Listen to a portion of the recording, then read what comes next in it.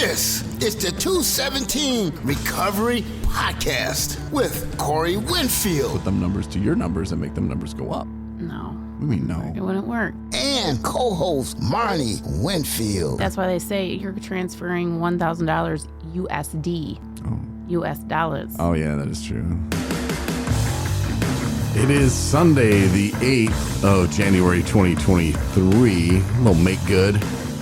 Usually we do the episodes on Saturday, but just kind of doing whatever. So for the most part, we keep the schedule. But today we're doing a special episode where we're going to... Oh, I'm Corey Winfield, by the way. I'm Marney Winfield. Yeah, 217 Recovery Podcast. We're going to talk some recovery stuff and some things that can affect people in recovery and could be affecting me, could be affecting Marney, could be affecting you today. So we're going to get to that in just a minute. But first, we're going to have some fun. Get the fun stuff out of the way.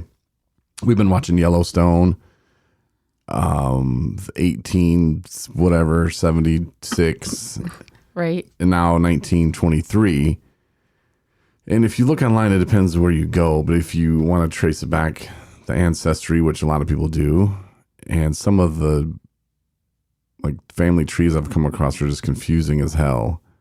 And they're not really updated with the new people. Like, they still have faces of kids or question marks. And it's very frustrating. Mm-hmm. It's who is John Dutton the Third's dad? What's the role that they're playing? Where's it going? Because none of these people are really directly linked to him yet. Mm-hmm. So I looked it all up. And I found it. And still doesn't make much sense. Because, first of all, let's talk about how we rank each show. Okay. We can start with 1876 out of 5 stars. How many would you give it? Well, so the first show, we watched Yellowstone before we watched the 18 because it aired before that, right?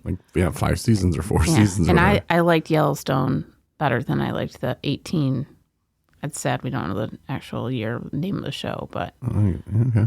So, but that's when Yellowstone was kind of new and basic, and then the 1800s, and I was like, oh, this is kind of cool, right? So this is the whatever it is.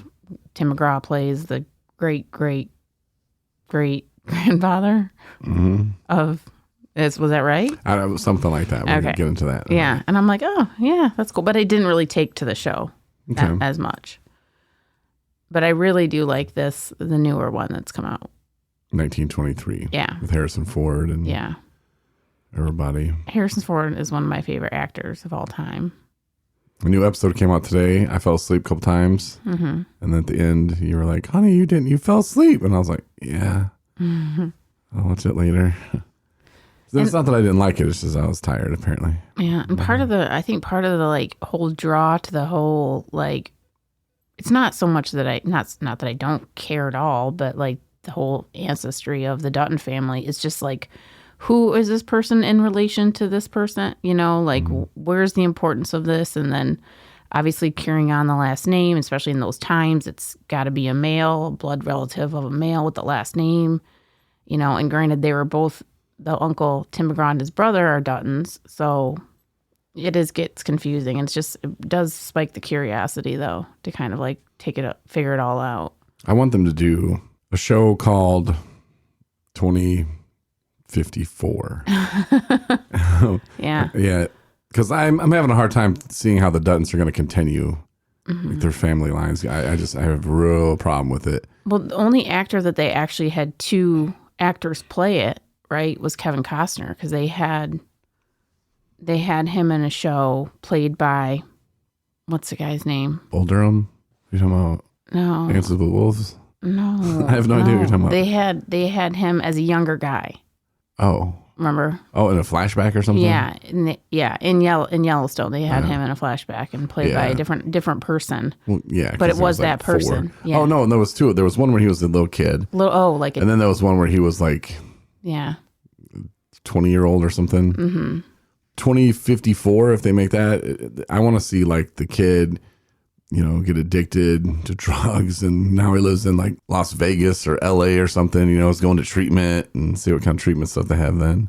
He sold the farm, because he had such a drug debt. That's so pessimistic. But I mean, just okay. Let's break it down. Let's break down line. And first of all, my favorite is probably the 1980 or the whatever that one is. I know that made no sense whatsoever. Okay. 1876, yeah. The one with Tim McGraw and Faith Hill. Yeah. Yellowstone to me is comical now.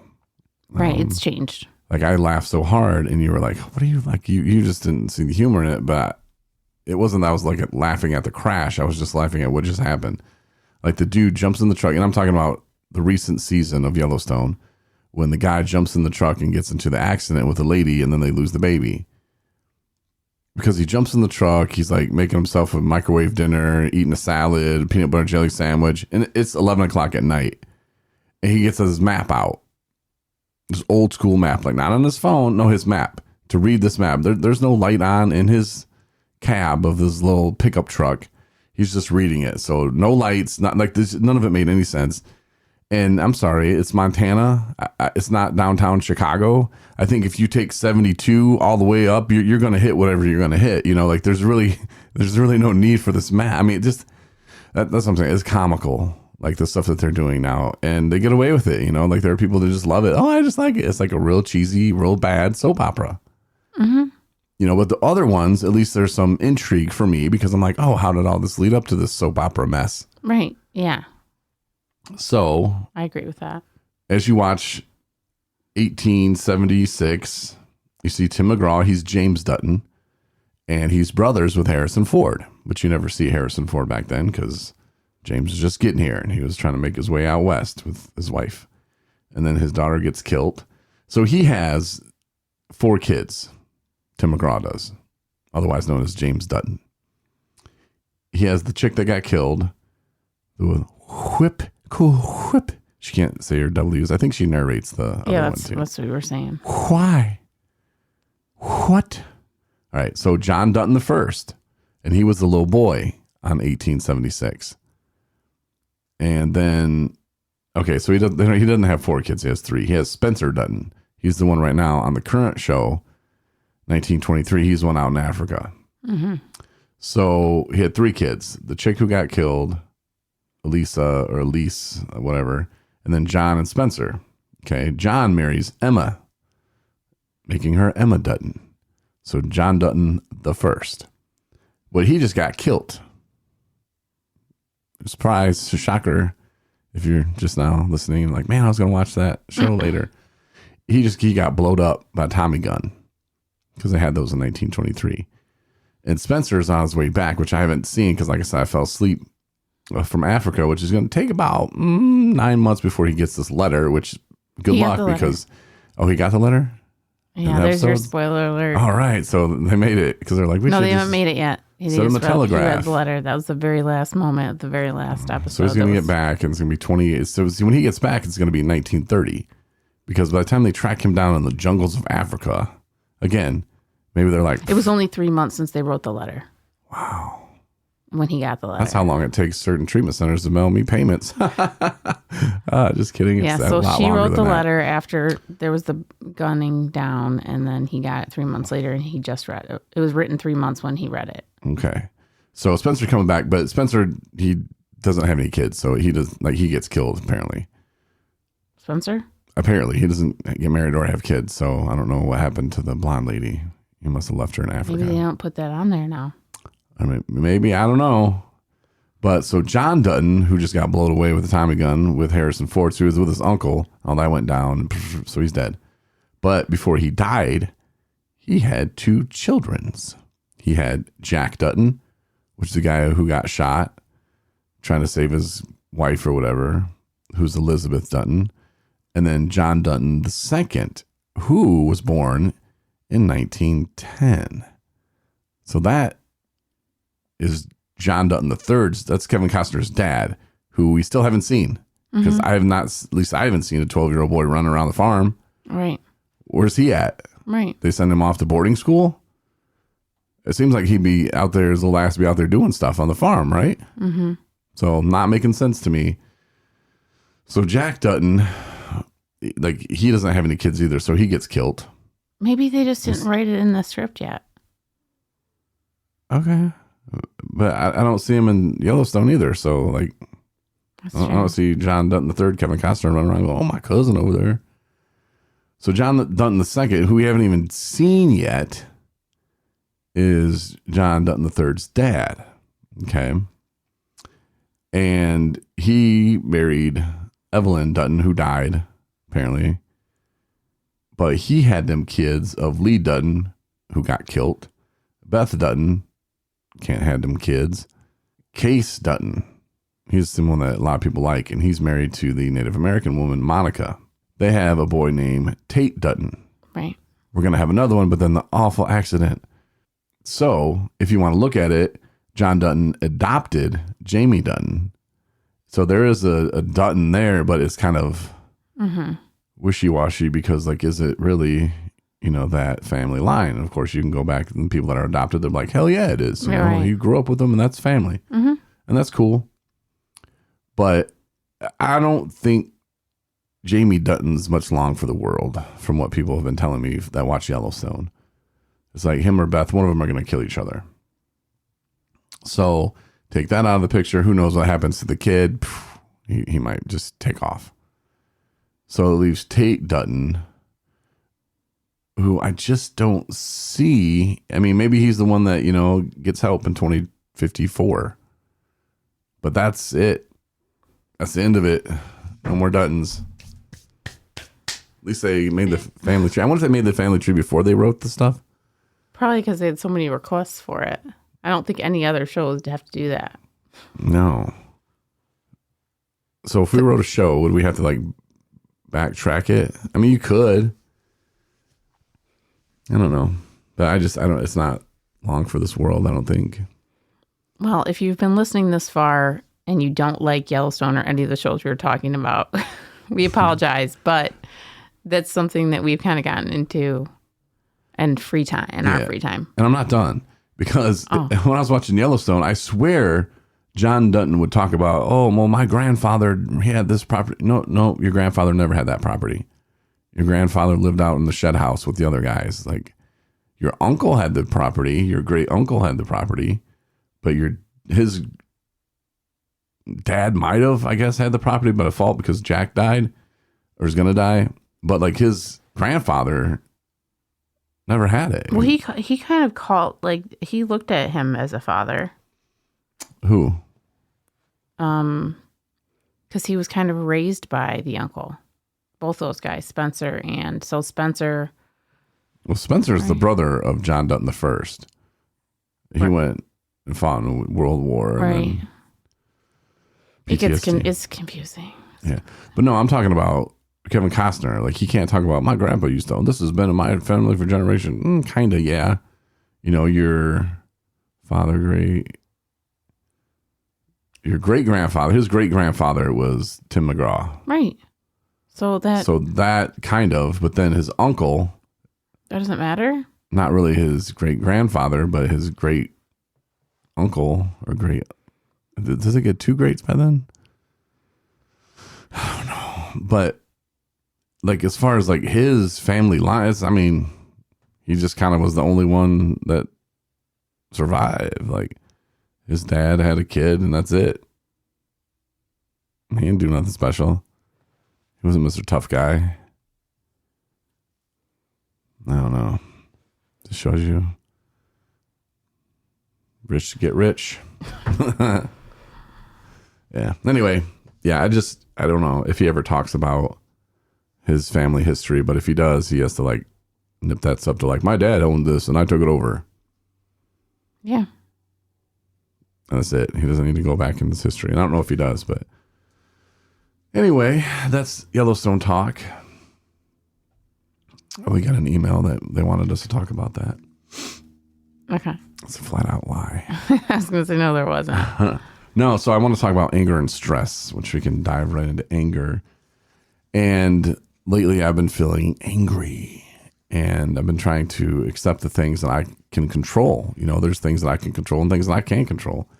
And then I start getting angry about that. It's well, why am I really angry? Well, I track that down, kind of like ancestry. I write it down. I'm like, okay, why am I angry? It's because I'm afraid. Why am I afraid? Well, I'm afraid that stuff going on right now is affecting me. It's affecting you, and it's causing me a lot of stress. And I'm afraid that, we're going to not be able to pay our bills, our company bills, our bills even, like what's going on right now. It's just like, okay, that's what really is causing the anger, is that I'm afraid. And then I look at back and go, okay, well, the reason this is happening, I thought maybe at first it was ignorance. I thought, the reason this is going on is it's not ignorance on my part. It's ignorance on the other people involved in the situation. And it's like, okay, let me talk with them, cut them some slack. Don't like jump down their throat. I mean, and this stuff's been going on since like May or June. And it's like, okay, well, let me just walk them through it. And I walked them through it and still nothing. And, and a good analogy for the situation, I'll just break it down real quick, is I sell wood. Okay, let's pretend I sell wood. I sell wood to this company that builds houses. And I supply them with wood, and they're like, all right, send us the invoice, we'll pay you. I'm like, cool. So I give them the wood, and they're like, all right, man, just keep it coming. Love what you do. Keep bringing us that wood. So I bring them the wood, and then they start building these houses, and they're selling these houses. In the meantime, I'm like, hey, man, we got to pay the guys that are cutting down the trees. We got to pay people too. Like, where's our funding? Oh, well, because we build houses for the homeless people. So, yeah, we already got reimbursed for your stuff, or we just don't know how to send it in, but we'll get you, man. You keep doing what you're doing. We appreciate it. Love you. Doing a great job. I'm like, all right, man. So you keep sending them that wood. A normal person would say, well, why do you keep, this is what Tyrone would say, well, why you keep sending them that wood? You need to cut that off after a couple months of not getting paid. And I'm like, yeah. But again, they're building houses for the homeless. So if they don't get the wood, then the homeless don't, get a home. So it's like, okay, well, we'll just keep doing it. And I know the guy who's paying them for the wood that they're getting. And there's like, yep, we pay it, man. If we get the invoice, we pay it. They just have to write, wood from whatever, and like, oh, okay. So I trust that the money is going to be paid to them, but then that's where the whole thing has been kiboshed, and so let me explain it to them, let me show them how to submit the invoice so that they get their money and then they can send it to us and everybody's happy. Right. And so I do that and still nothing happens. And so December is like, okay, hey, we better take care of this for the end of the year, because next year, hopefully we can get some other things going where we don't have to rely on this kind of the system. We can work directly right with the guy who pays out the people. And I don't really get a response. So I follow up at the end of December, and then I'm just flat out lied to and told, hey, yep, we sent that payment out, only to find out and then sit there and wait for it. Like, oh, things are going to be great. And then find out, no, they didn't, because they still can't figure out how to send in the invoice to the company that pays for the wood. And that's where I think now it turns to disrespect. This is how I feel. And this is what's causing the anger, is I feel disrespected. Like they don't care enough about the wood company that's bringing in the wood that's going to build their house to actually take time to look it up and figure it out. Like this wood company has worked for many other people who build houses, and yeah, there's been some stumbling along the way, but for the most part, they can get it kind of figured out. Especially we work with them and we kind of explain it. And there's some people that build better houses, quicker houses, and they do a much better job of it. But it just kind of turns to the point from ignorance to disrespectful. Right. And that's where I'm kind of feeling now, but I don't want to carry that over into a relationship. I don't want to feel this burden. I don't want to feel angry. Yeah. I don't want to feel disrespected. I don't want to feel afraid. And I don't feel like I should sit back and be walked over either. So there's like a fine line here that I'm trying to balance it out. And then I know that, and then you'll be giving a good example of stress here in a minute. But it adds to not only mine, but to your plate, because that old family tree thing, so it's like weighing on me. So not only like you're feeling the same weight that I feel, plus 1,000 more pounds, so like, how do you deal with that? Like what's going on with you? Right. So, I mean, my biggest thing is that I know how much you believe in what it is that 217 does across the board. And I think that the people that have picked up on what we do and how helpful and important it is, the transportation piece especially, and recognized it and utilized the transportation, service that 217 does, we appreciate that. and we know that they appreciated it. But it also, at the same time, it makes me angry, and my anger does stem back from fear. And also the same thing is because it's like, if it was your services that you weren't getting paid for, how would that go for you? The house people, the people building the houses. Right, your example. If they had homeless people living in them and they never got a dime for them yet. They wouldn't build, they wouldn't do it. Right. And the other piece too, and why it weighs so heavy on you too, is that like, it's one of those things where the people who would end up hurting from that relationship being affected, and, them not, we're not going to give you the wood anymore. Right. It's the homeless people. Those are rides that can save people's lives. That need the services. So this goes beyond you being angry and pissed off and being like, well, I'm just going to keep the wood from you, because that doesn't help the people that really at the end of the day, who it really, what matters. But we don't have the luxury of being able to not being paid for the wood, because that's what keeps the axes chopping, and, so it makes me sad. It makes me sad is what it does. It makes me sad. And it feels like we're being cheated, because it's like, how can you not look at the big picture of this as this is how people provide services, and they need to be reimbursed for their services that they provide. You can't take that back and be like, we're not gonna. So, and like, when we're talking about of what this place owes you for the wood, it's just a drop in the bucket of how much it costs to build the house that they've already sold. For 8 times as much. Yeah. So, so it's, I don't know. So I don't know. I hope everybody's following, but it's one of those things where it's stressful. And, and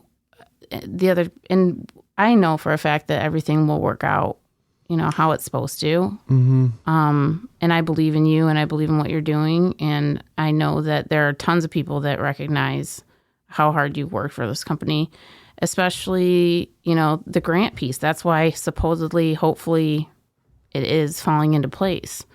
And, and then that will continue. And this would just be a bad dream and one of those hurdles that we actually got through. A test that God has put us through, or put me through, and I look at it like that too, but it's just like TikTok, like it's getting to the end. Like our funding, we don't ask people, hey, donate to us, maybe we should, but the funds, they're dry.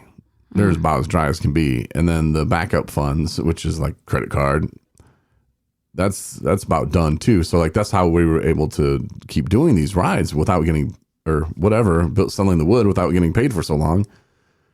But now it's this time, like, okay, like we're up against the wall here, and I believe, and it's kind of hard because people say, don't pray for money. And it's like, well, I'm not praying for money. I'm praying that we can provide our services for people, right? That costs money, I mean, if we got free gas, free cars, free tires, all that stuff, I could live in a free house.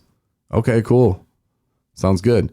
But that's not life. It doesn't work that way. And it shouldn't. And, doctors are getting paid, places are getting paid, there's no reason we can't get paid. There's tons of funding out there. And it's not like, oh, there's not enough funding for that. I'm tired of hearing that, because when people say that, it's just because they didn't either ask for enough or they're trying to spend it their own little way. Mm-hmm.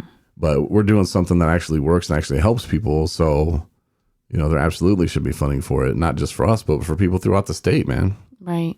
Like we can't afford to take people all over the place, all over the state. I mean, maybe one day, but man, like it should be set up like that for everybody in different regions. And that's how Michigan's cut up into like 10 different regions, which I think is crazy. But in this instance, it would probably be better that way. Mm-hmm. But it's frustrating, and it's caused me a lot of stress, and I don't even know how I eat a lot of ice cream, I guess, which isn't good.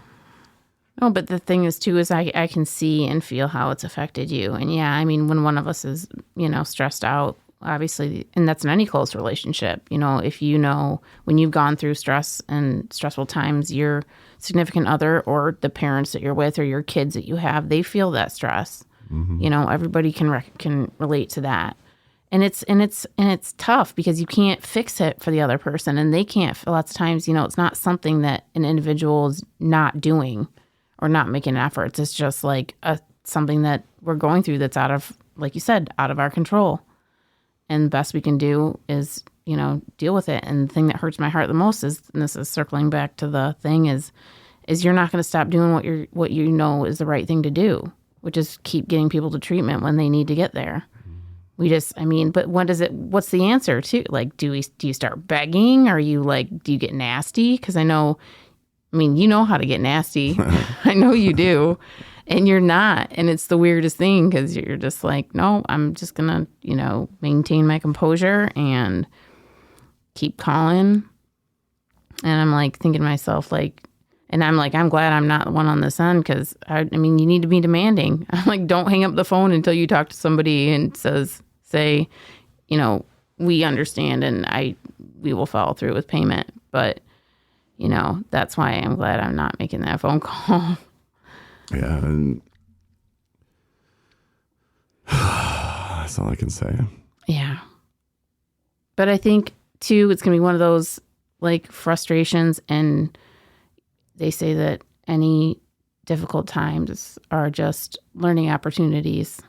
Yeah. In life. You said I wanted to get nasty. Yeah, I really did. That's what's up. You know what I'm saying? But these are times where you learn about yourself. Like you said, there are opportunities to learn and to grow and to handle these situations in a way that I want to handle them, a way that I want to be viewed. I don't want to be viewed as the nasty person. I want to be viewed as the person who kept his head cool and, didn't fracture relationships that were good and that we're building with, a lot of people. But it's hard, man. It's hard. Yeah, I know. The drunk Corey. Oh. I don't even want to think, but I'm so glad I did not know that person. Oh my gosh. Yeah. Yeah. But obviously the drunk Corey wouldn't be doing things today that are productive to help other people. But for people that are listening, I know that everyone's gone through, difficult times, and how did you handle it? And, the thing is too, in recovery now in my own, and like we reflect back and like, how could I have handled things differently? And for the longest time, I had drugs and alcohol to blame for my poor decisions, and we can't undo the past, right? And we will still make mistakes and we will still handle things poorly and we will still be irrational and all those things in sobriety. Those days are going to happen because we're human and because we have feelings and because we have emotions and because we have hardships and because, all those things. It makes us human, and it is what it is. But to be able to do your best to tame those, to be the best you that you can be, that's what I've learned in recovery, and I can't circle back and be like, blame drugs and alcohol. Not that makes it, any better to be able to blame a substance, because that was just a fall thing, And so these days when I make it, at least then I can go back and be like, try to pick it apart and how could I have handled it better? And it's not because of booze, right? Yeah. And I think that when you do that before you say things like make the phone call or write the email or send the text message or have the conversation when you're heated and try to pause and choose your words wisely and things like that, that's living in recovery. And, it's a challenge. It's always a challenge, but it's even more so a challenge when you're going through something that's big, which this is big. Yeah, and I kind of blamed you the other day, and then I thought, that's funny. And this is something totally different, by the way. No, I saw somebody that I went to treatment with the last time. She sober and opened up started her own cleaning business and stuff, and I thought, good for her. And then she said that she wanted to lose a bunch of weight and stuff, and I was like, yeah, it's hard when your wife keeps making these blueberry cream cheese muffins and pies and keeps the freezer stocked with ice cream. And then I paused and I thought, and I put it in the comment too. I was like, am I blaming someone else for my choices again? I was like, that sounds familiar, doesn't it? But yeah, just because you make muffins doesn't mean I need to eat them. I can eat them, maybe not with ice cream on them. Like I'm the one making those choices. Mm-hmm. I can blame you all the time. It's easier. Oh, it's Marnie's fault. Well, Marney didn't shove that ice cream down your face. She didn't gain 30 pounds for you. I was bringing up the cat litter the other day, and they're 30-pound boxes or whatever. And I was like, man, that's how much weight I've put on. This is like June or something. I'm like, that's a lot of weight. Like, that's crazy. And I just was like, oh my God. So I'm really kind of thinking about it. But yeah, just because we have ice cream in there doesn't mean I need to eat the whole thing, you know. And I don't know, but that's my choices, you know. And it was funny because I was writing that, and then I noticed it immediately as I was writing it that I was blaming somebody else for my choices. So. And then she just wrote, no, it sounds like your wife loves you. And I was like, yeah, she does. I thought you get a kick out of that. Yeah, that's cute. Anyway, so unless you got something else, I mean, that's kind of all I got today. No, I'm just anxious / semi-excited. I'm kicking off my new semester tomorrow. So I'm trying to like relish my laziness today. I don't know if you noticed that. Mm-hmm. I literally am like purposefully trying to not do anything. Well, that's how you relax, though. Sometimes, you know, it deals with your stress, and you know what's coming up. And I know, and I'm like literally at the same time half already like having anxiety, like, in my soul about it.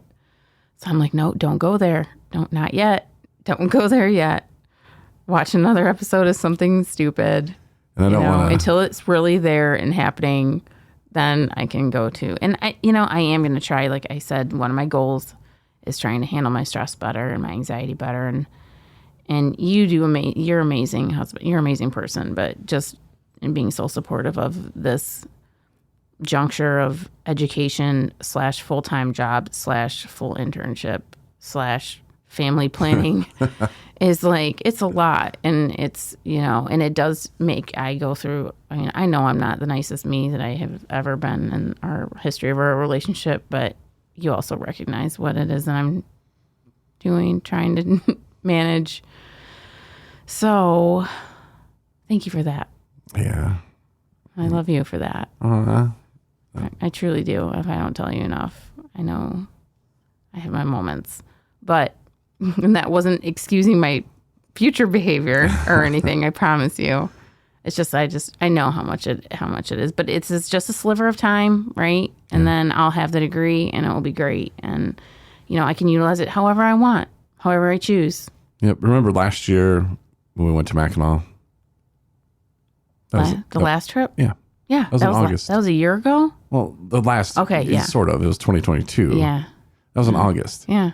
So if you look at it like that, like, you just got to make it to August, right? Yep. August. I mean, is that when you're graduating? Mm-hmm. Okay. So just know that this is the last lazy Sunday you'll have until we draft again for fantasy football. See? You're looking forward to fantasy football again. You finished third. Mm-hmm. So there you go. Just look for fantasy football and just keep your mind occupied. And that's what I do. Mm-hmm. I had a rough season, so I want to forget it for a few months. But anyway. Yeah. All right. Well, thanks for the kind words, hon, and thanks for processing with me the things that are going on in my head and the stress and anger or whatever, which really isn't anger. Anger is a secondary emotion. There's always something else underneath it, and you can always kind of really get to the real feelings pretty quick if you are honest with yourself. Yeah. And just handle situations in the best way that you can, the way that you want to act. And don't react. It's hard. It's hard. It's hard. But do your best not to react and, make the choices that you want to make that you're proud of. So, yeah. All right. Well, thank you. And I don't think Marney will be on Tuesday. I think I'm going to try to get Adam Brothers on, and we'll do a Discord. Nice. If you don't have the Discord app, download that now. It's pretty fun. And you can join us on the stage. You should remind everybody of the Discord session earlier in the day. I will. When it's going to happen. I'll try my best. Okay. Oh, you don't try. Either you do or you don't. I'll send it out early on Tuesday. Okay.